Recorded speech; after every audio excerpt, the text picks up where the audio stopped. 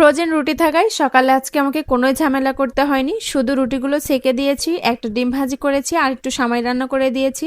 সেমাইটা রান্না করতাম না, তবে রাতে বুশরার বাবা খেতে চাইছিল আর বুশরা রাতে অনেক বেশি ঝামেলা করছিল দেখে রাতে আমি সেমাই রান্না করতে পারি নাই।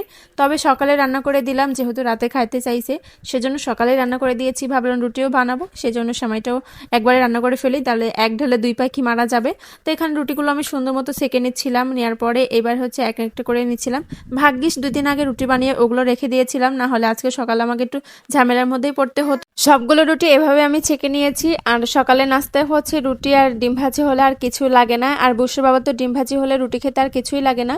তবে আমার একটু ভিন্ন রকম, আমি রুটির সাথে অন্য কিছু হলে বেশি পছন্দ করি, মানে গরুর মাংস, মুরগির মাংস, যে কোনো মাংসের ঝোল হলেই ভালো লাগে।